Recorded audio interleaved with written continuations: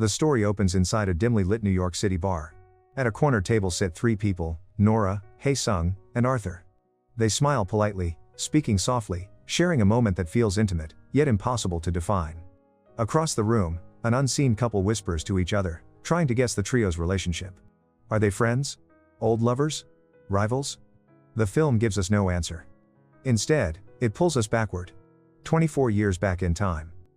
On a cool afternoon in Seoul, two 12-year-old classmates walk home from school. Na Young and Hae Sung. They don't hold hands, and they don't say the words. But everything about their quiet glances shows the beginnings of a childhood crush. At home, Na Young's parents discuss their plans for the future. They're preparing to immigrate to Canada, chasing opportunities they believe Korea can't give them. When Na Young hears this, her face falls. She knows exactly what she's leaving behind. The next day, her parents arrange a small outing for Na Young and Hae Sung, a final chance for the two children to spend time together. And though the children are young, their connection is unmistakable. They sit side by side. They laugh. They steal shy looks at each other, soft and innocent. But the moment is temporary. Soon after, at the airport, Hae Sung stands still, watching as Na Young and her family walk away. They are 12. And their entire world is changing. It's a moment of childhood love suspended in memory forever. Na Young is now Nora, living in New York City. One night, while scrolling online, she notices something familiar. A post from someone searching for Na Young Moon. The name she used to be. The boy she used to know. It's Hae Sung. Curious, she sends a friend request. Meanwhile, across the world, in Seoul, Hae Sung sits in a bar with his friends. They encourage him, teasing him gently because they know exactly who he's been thinking about all these years. Later that night, he wakes up, checks his phone, and freezes. A message. From her. The girl he thought he'd never see again. They begin reconnecting through social media, then through long video calls. Their conversations stretch late into the night, hours and hours, both of them rediscovering a bond that never really left. They laugh. They reminisce. They fill the emptiness that had quietly followed them into adulthood. Each call ends reluctantly, with soft goodbyes. Only to start again the next day. For a moment, it feels like destiny is real. But timing is a stranger that refuses to cooperate. Nora is about to leave for a writing retreat in Montauk. Hae Sung is preparing to move to China for a language exchange. They belong to each other emotionally. But physically? They are worlds apart. And so, one day, Nora decides they must stop talking for a while. Not because she doesn't care. But because she cares too much. She wants to focus on her life in New York, her writing, her future. And the distance between them widens again. At the retreat in Montauk, Nora meets a young writer named Arthur Zadaransky. He's warm, thoughtful, and carries a gentle awkwardness that she finds comforting. As they talk under the soft evening light, Arthur shares a concept he once read about. In Yeon, an old Korean idea that people who meet in this life have crossed paths in thousands of past lives. Maybe as strangers brushing sleeves on a street. Or as lovers. Or as something else entirely. Nora smiles softly. The idea stays with her.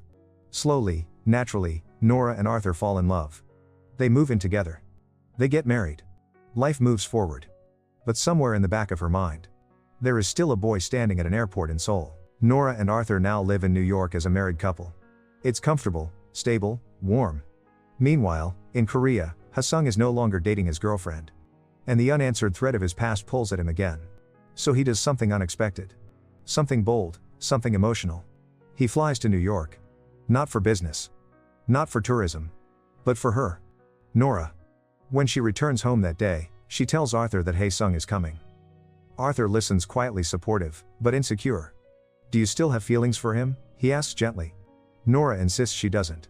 That her life is with Arthur now. He nods, but the fear remains.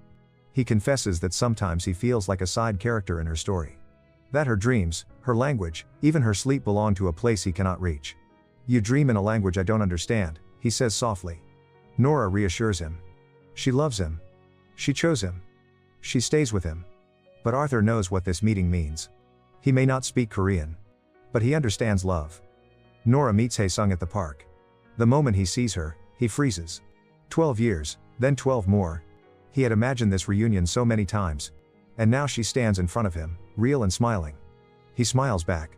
They walk together through New York, the city she calls home and the city he feels lost in. They talk, catching up on all the versions of themselves they missed. Later, Nora brings him to her apartment to meet Arthur. Arthur and Hae Sung stand in front of each other in awkward silence, each man trying to understand the presence of the other. Nora translates their polite greetings. The room feels suspended. two worlds meeting through one woman.